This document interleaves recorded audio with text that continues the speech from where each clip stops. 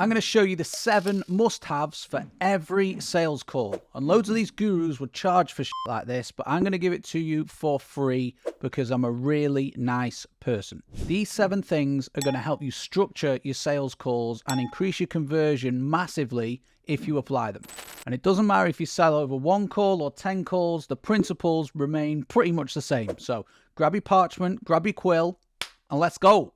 So as you'll see on screen, this whole thing is broken into 7 sections. The lucky number 7. A brief introduction, we gather information in the discovery phase, an extremely non-pushy transition to the pitch, we obtain some form of loose commitment, then we invite questions and move on to payment or next steps. So let's get into it. So first, the intro. All you have to do here is break the ice and not be weird. Some people struggle with it, but it's pretty easy. Remember that your first impression is just like a first date. It's not a job interview. So be casual and normal, not all rigid and formal. Little rhyme. Do your homework, even if it's just a quick scan of the LinkedIn or the website, and then find a quick talking point, 30 seconds max. Next is setting the agenda for the call. And here's where most people fall down. Do not let the prospect take charge of the conversation. You're the expert that they've called in, remember? So grab the wheel and show them how these calls go. Show them who's boss in a friendly way. Tell them how long the call's going to last. Tell them you're going to ask them some questions, and then tell them you will discuss a solution with them if it feels like a good fit. Cool. So section number 2 is discovery. By far the most important and most complex part of every single sales call. We need to use the discovery phase to play the part of a doctor or a consultant. You can't diagnose someone and prescribe a solution if you don't know what their symptoms are. So we need to gather the information and ask all the questions before we diagnose, before we pitch. Super, super important. But don't make a big thing of it. Remember, all we're doing is asking questions to get the information that we need.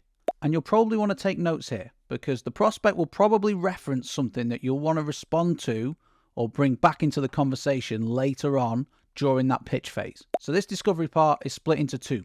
Current situation and desired situation, i.e. where they are now versus where they want to be. So for the current situation, we want to find out why we're talking. We want to find out what the problem is. We want to find out what they're trying to do right now to solve the problem too, and get specific with numbers if possible. Then we want to know what they've tried in the past. Have they used any other suppliers? What were the positives? What were the negatives? Then setup and support. What time do they have available? What in-house resources do they have available? Software, equipment, things like that. Alongside other people. Partners, spouses, team members, you get the idea. Then their desired situation. Where do they want to get to? What does success look like?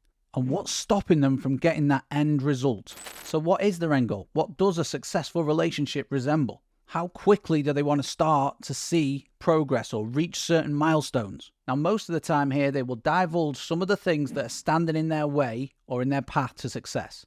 But if not, for whatever reason, you can ask them directly, what's standing in the way of you achieving X, Y, and Z? What concerns do you have? Why do you need to start now? And once we've got this information, we're ready to move to stage number 3. But don't be afraid to sit in the discovery phase for a while. It should be the longest part of the call. We need to try and find pain because without some form of pain, either surface level or deeper pain, people won't buy. Number 3 is the transition. So we've got all the information that we need to pitch and it's nearly time, but we don't just want to jump straight in. We're running, or we want to run, a permission-based sales call. And so many salespeople or business owners just get so hung up on rushing straight away to the pitch stage and making it feel pushy and sleazy when it actually doesn't need to.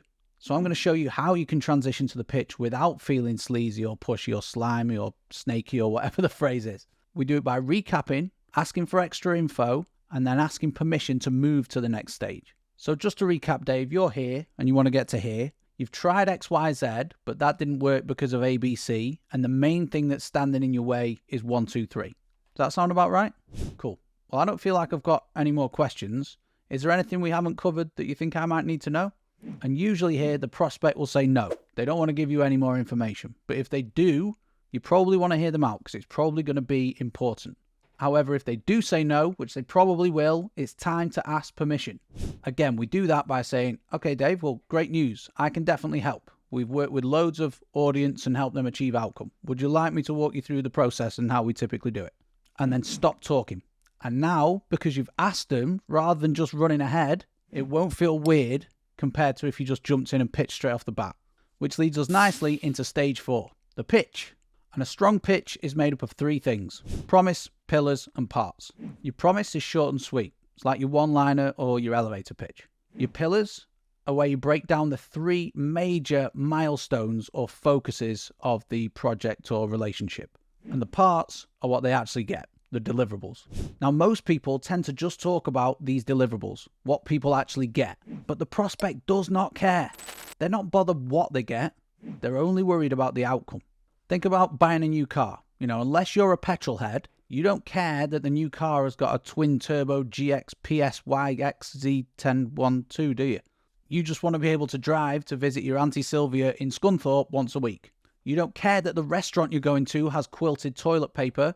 You care about the steak. What I'm saying here is the promise and the pillars are much more important than the parts. So make your pitch about 5 minutes long, and rather than focusing on those deliverables, focus mainly on the outcome or the transformation or the end result that you provide or that the client will get, alongside going through the process at a very, very high level. Don't worry about the deliverables. Sorry to interrupt, but if these sales call secrets are helping and you actually want more help, perhaps on your offer, perhaps around a marketing strategy that generates leads organically, or perhaps even more help with sales, then we want to speak to you. If you want to find out more or book a free call with myself or the team, you can hit the link under this video. Anyway, back to it. Now, stage 5 is commitment. We're going to find out where they're at and what's going on in their head by gauging their response to the pitch. Then we're going to lightly run through next steps, and then we're going to touch on investment.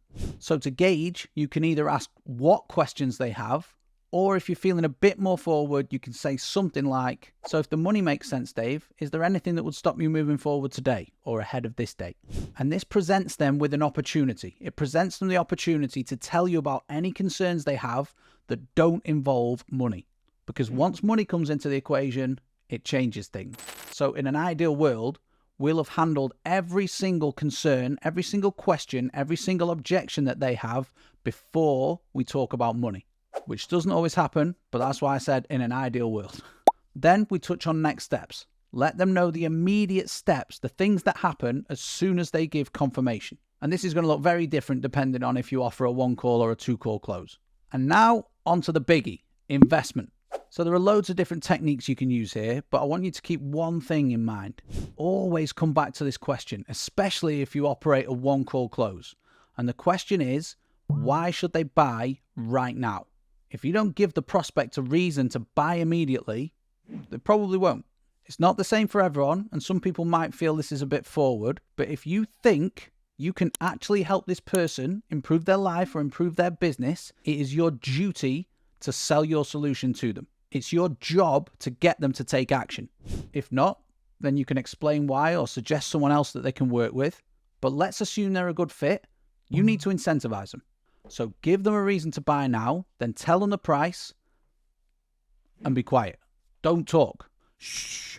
Remember, there are lots of cogs turning in your prospect's head at this point. They're weighing up all the beliefs, concerns, logistics. Of course, they're thinking about money, so let them.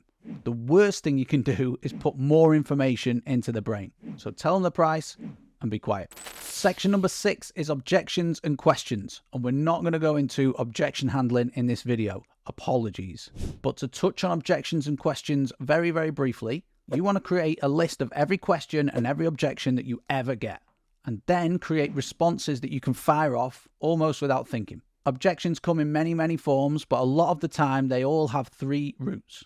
External factors, other people, or internal factors. There's another video on my YouTube channel if you want to find out more about this. Cool, so on to the final stage. We either take payment and onboard the client, or we set next steps. No call should ever finish without one of these things being set in stone, ever. Now let's assume we're going ahead. Do not make the mistake of fumbling around for your payment link. Don't make them wait while you pull out your bank details. Be prepared. Have every single bit of information, every single link that you need stored in one place. And it's probably happened to you. You know, you've been on a sales call in the past, or you've been waiting to buy something, and the person on the other end hasn't got a clue what they're doing, and you're just waiting there awkwardly. Once you've received payment, give them something. Anything. Even if it's just the date of the next meeting. Don't just let a brand new client come off a call with nothing to show for it. You want them to be excited about what's coming next. You want them to be excited about working with you.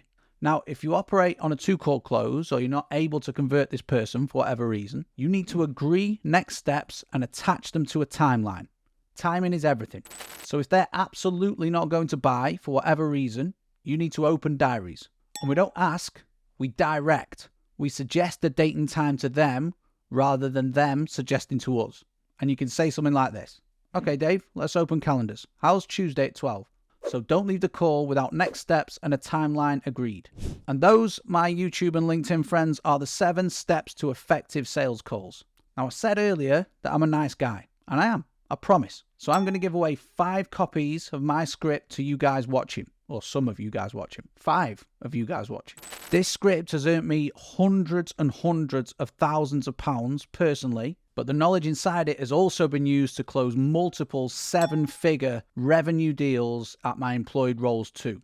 So if you want to be in with a chance of winning it, all you need to do is comment the word script underneath this video and I will choose 5 of you to send it to. Alternatively, if you want to go more in depth on sales, you know you need to get some reps in, you know you need practice, you know you need a bit of direction and accountability. If you're on YouTube, you can watch this video here where I break down our 6-month Content to Clients program. Alternatively, you can DM me the word clients on LinkedIn or Instagram. Aside from that, you can go to my LinkedIn featured section, click the link there and book a free call with myself or the team.